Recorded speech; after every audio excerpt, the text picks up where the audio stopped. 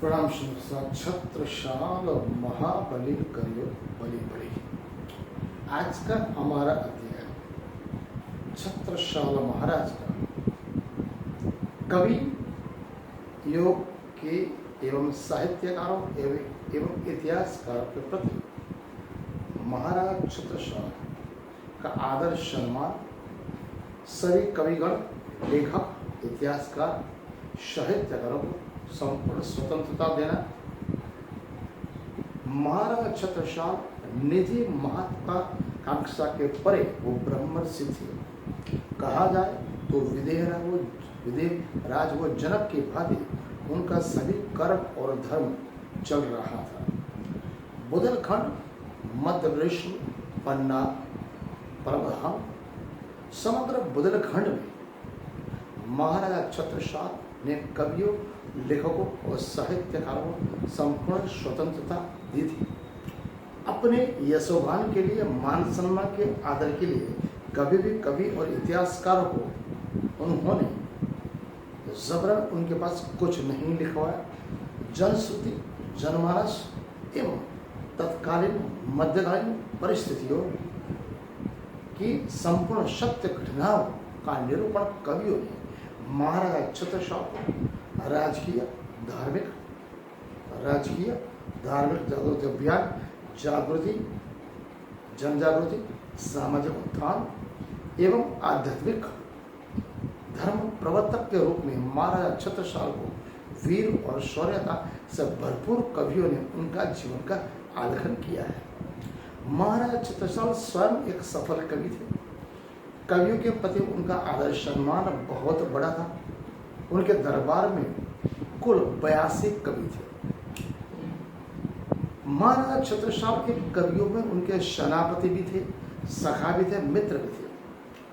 छत्रशाल महाराज के दरबार में जो 82 कवि थे, उनमें प्रमुख कवि जिनका नाम मैं आपको सुनाना चाहता हूँ, उनमें भूषण कवि, लाल कवि, ब्रजभूषण एवं स्वामी लालदास वो समग्र बुंदेलखंड में ही नहीं, भारतवर्ष में साथ साथ समग्र ब्रह्मांड में नजानी संप्रदाय श्री कृष्ण प्रणामी धर्म में इन चारों का नाम पूरे आदर सम्मान के साथ लिया जाता है। महाराजा छत्रसाल के दरबार में जो 82 कवि थे, उनके कुछ नाम मैं आपको सुनाना चाहता हूँ। महाराजा छत्रसाल के 82 कवि में जो 9 रत्न थे, प्रथम लाल कवि जो महाराजा छत्रसाल के अग्रिम सेनापति, सहोदर सखा, 252 लड़ाइयों में उनके साथ रहने वाला है, युद्ध के सभी परिस्थितियों का उनको ज्ञान था, धार्मिक, राजकीय, जागृति अभियान एवं सामाजिक। प्रसिद्ध लाल कवि जिन्होंने छत्रप्रकाश ग्रंथ लिखा है।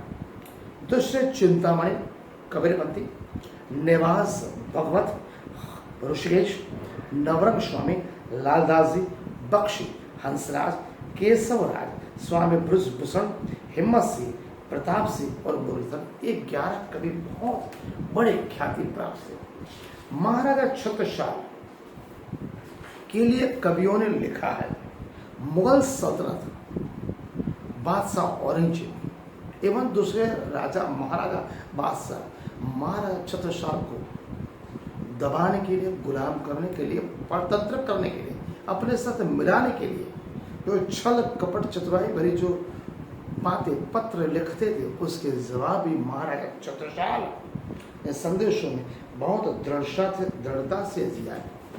प्रभु श्री महाराज प्राणनाथ महाराज के आशीर्वाद से महाराजा छत्रसाल ने समग्र जीवन में तन मन धन से प्रभु श्री प्राणनाथ को श्री कृष्ण परमात्मा माना, जागृति अभियान में साथ दिया, सामाजिक उत्थान, जन जागृति, जनमानस शांत, आनंद उल्लास रह सके उस प्रकार से सभी प्रकार की परिस्थितियों का निर्माण किया।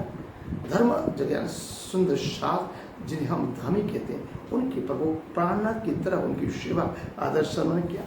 महाराजा छत्रसाल के जीवन में सुंदर साथ के लिए प्रति उनके भक्ति अनन्य थी।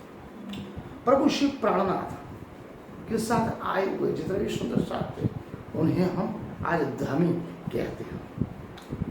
वो प्रभु प्राणनाथ से साथ पन्ना नगर में आए, स्थायी वहाँ बस गए। महाराज छत्रसाल ने प्रभु प्राणनाथ के अंतर्ध्यान महायोग निंद्रा के बाद भी उनका संपूर्ण आदर सम्मान किया। प्रभु प्राणनाथ की तरफ उनका देखभाल किया। महाराजा छत्रसाल सफल कवि थे।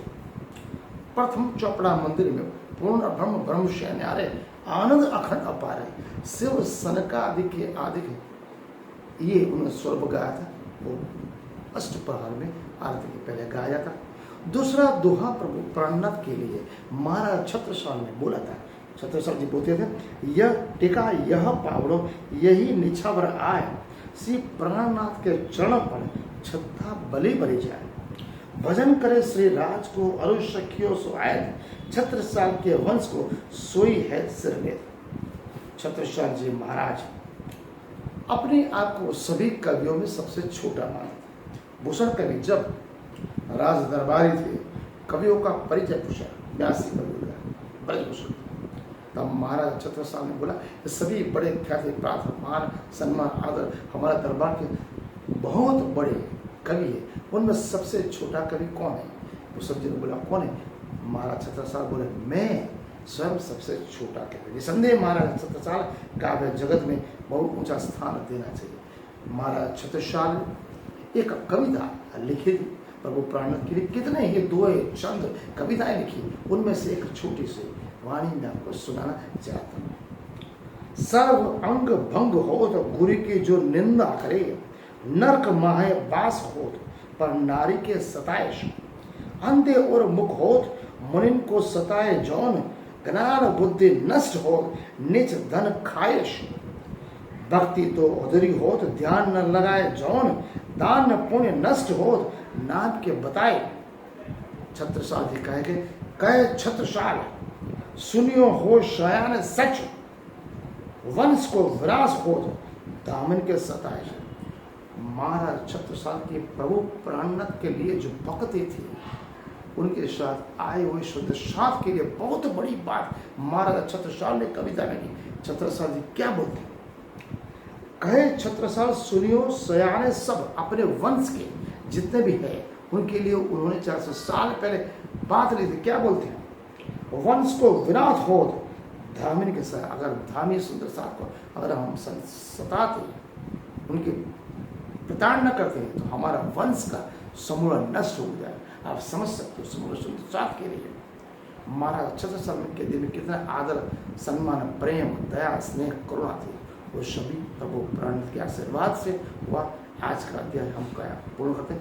कल हम कवि भूषण जी का अध्याय चालू करेंगे। आज का अध्याय यहाँ पूर्ण हुआ।